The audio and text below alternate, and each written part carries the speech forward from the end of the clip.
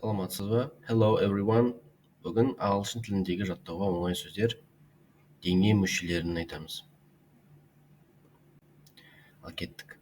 Body, дене, body, дене. Head, бас, head, бас. Hair, шаш, hair, шаш. Eye, көз, eye, көз. Nose, мұрын, nose, мұрын. Teeth, тіс, teeth, тіс.